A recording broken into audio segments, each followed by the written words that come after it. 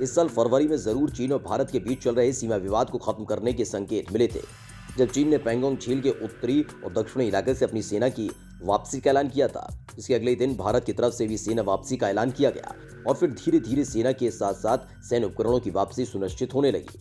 लेकिन चीन का अपना एक इतिहास है कि वो पलट कर वार जरूर करता है। ऐसा ही कुछ इन दिनों देखने को मिल रहा है, जो सामरिक तौर पर खुद को सबसे शरीफ दिखाने की कोशिश कर रहा है, लेकिन अंदर ही अंदर शातिराना चाल चल रहा है। ऐसे ही चालबाजी एलएसी पर चीन की खुलकर सामने आ गई।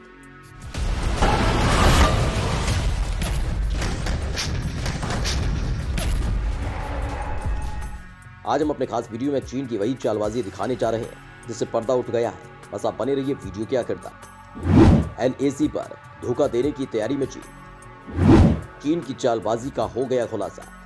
दरअसल एलएसी पर अब भी कई विवादित क्षेत्र में चीन की सेना मौजूद है, जिसकी वापसी को लेकर भारत और चीन के सैन्य अधिकारियों के बीच बैठक चल रही है। एक ऐसी बैठक पूर्वी लद्दाख में हुई जब कमांडर स्तर पर दोनों देशों के बीच 11वें दौर की बातचीत हुई, जो बेनतीजा रही। दरअसल गोगरा और हॉट स्प्रिंग में चीन की सेना भारत के भीतर घुसी हुई है और उसे वापस जाने की जरूरत है। सीमा पर अभी जो हालात हैं उनके अनुसार गोगरा, हॉट स्प्रिंग्स और कुंगाकला इलाकों में दोनों ओर लगभग 60 सैनिक पेट्रोलिंग पॉइंट पर 15, 17 और 17A पर एक दूसरे के सामने खड़े हैं और जरूरत पड़ने पर उनकी मदद के लिए सैनिकों की एक खेप कुछ और पीछे तैनात है। चीनी सेना ने डेप्सांग इलाके में भी भारतीय सैनिकों के पेट्रोलिंग पॉइंट 10, 11, 11A, 12 और 13 तक पहुंचने के रास्ते को ब्लॉक कर रखा है, जबकि कुछ साल पहले तक भारतीय सैनिक इस बॉर्डर पॉइंट तक गश्त लगाया करते थे।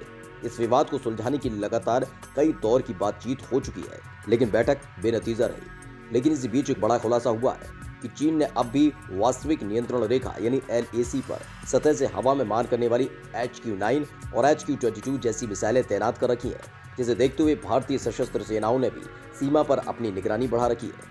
सरकारी सूत्रों के मुताबिक चीन की पीपल्स लिबरेशन आर्मी ने पूर्वी लद्दाख में भारतीय सीमा के पास HQ-9 और HQ-22 समेत सतह से हवा में मार करने वाली कई मिसाइलों को तैनात कर रखा है। HQ-9 एक प्रकार से रूसी एयर डिफेंस मिसाइल S-300 का रिवर्स वर्जन है। ये मिसाइल लगभग 250 किलोमीटर की दूरी से अपने लक्ष्य का पता लगाकर उस पर अटैक कर सकती है। फिंगर एरिया के पास तैनात है चालबाज चीन की सेना।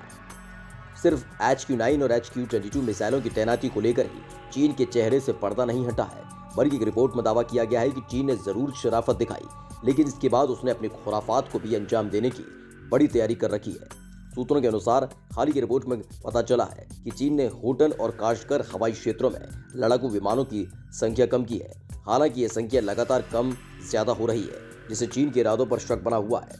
रिपोर्ट के मुताबिक पिछले 29 और 30 अगस्त की रात को कैलाश रेंज की पहाड़ियों पर किए गए काउंटर अटैक के बाद चीन ने दबाव में आकर फिंगर एरिया खाली तो कर दिया, लेकिन उसकी सेनाएं पास में ही अब भी डटी हुई है। चीन के मंसूबों को देखते हुए भारतीय सैनिक भी कैलाश रेंज की पहाड़ियों के पास पूरे साजो सामान के साथ तैनात है और चीन की हर हरकत पर नजर रखे हुए हैं। चीन की किसी भी गुस्ताखी का भारत देगा मुंहतोड़ जवाब। भारत और चीन हाल ही में हुए 11वें दौर की कोर कमांडर स्तर की बातचीत में भारत ने Gogra Heights, hot springs, Depsang और डेमचांग के पास सियानन जंक्शन से सैन्य वापसी की मांग की, जिस पर चीन ने नानुकर कर अनिच्छा जाहिर की। इसके बाद भारत ने भी चीन को साफ कर दिया कि वो भी इलाके से अपने सैनिकों को पीछे तभी हटाएगा जब चीन ऐसा करने को राजी होगा।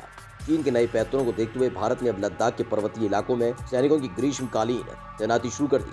पिछले साल भारत और चीन के बीच हिंसक झड़प के बाद से एलएसी पर दोनों देशों की ओर से 50-50 हजार सैनिक तैनात हैं। लद्दाख के साथ भारत ने हिमाचल, उत्तराखंड, सिक्किम और अरुणाचल सेक्टर में भी अपने सैन्य संसाधनों को मजबूत करना शुरू कर दिया, जिससे चीन की किसी गुस्ताखी पर उसे तुरंत करारा जवाब दिया जा सके।